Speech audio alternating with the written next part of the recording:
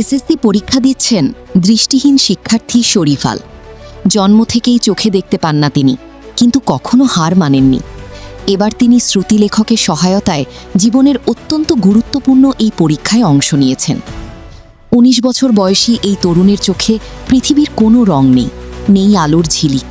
তবুও তার ভেতরে জ্বলছে প্রবল ইচ্ছাশক্তি, মানুষের মতো মানুষ হওয়ার স্বপ্ন। ঠাকুরগাঁও শহরের গোবিন্দনগর মুন্সিরহাট এলাকার একটি সাধারণ পরিবারে জন্ম তার। বাবা রমজান আল একজন ইজি বাইক চালক।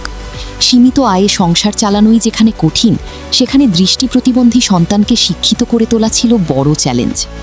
ছোটবেলা থেকেই পড়াশোনার প্রতি ছিল তার প্রবল আগ্রহ।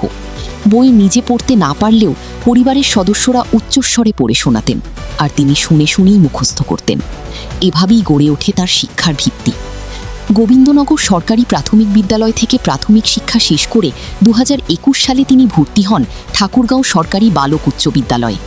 সাধারণ শিক্ষার্থীদের সঙ্গে তাল মিলিয়ে চলতে তাকে প্রতিনিয়ত সংগ্রাম করতে হয়েছে, কিন্তু তার অধ্যবসায় শিক্ষকদের মুগ্ধ করেছে।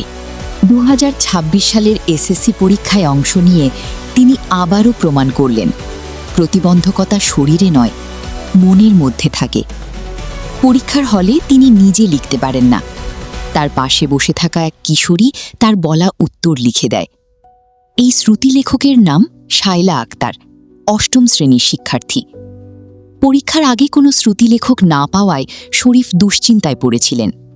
বিষয়টি জানাজানি হলে শায়লা নিজেই এগিয়ে আসে। প্রয়োজনীয় অনুমতি নিয়ে সে শরীফের সহায়তায় পরীক্ষায় অংশ নিচ্ছে। শায়লার মতে, তার লেখার মাধ্যমে যদি একজন সংগ্রামী মানুষের স্বপ্ন পূরণে সহায়তা করা যায়, সেটাই তার সবচেয়ে বড় প্রাপ্তি। শরীফের স্বপ্ন শুধু পরীক্ষায় পাশ করা নয়, তিনি ভবিষ্যতে একটি সম্মানজনক চাকরি করতে চান, যাতে তার বাবা মায়ের কষ্ট লাঘব করতে পারেন।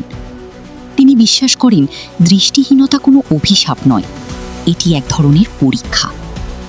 পরীক্ষা কর্তৃপক্ষও তাকে অতিরিক্ত সময় দিচ্ছে, প্রতি ঘন্টায় ১৫ মিনিট করে মোট ৪৫ মিনিট বেশি সময়। এতে তিনি কিছুটা স্বাচ্ছন্দ্যে পরীক্ষা দিতে পারছেন।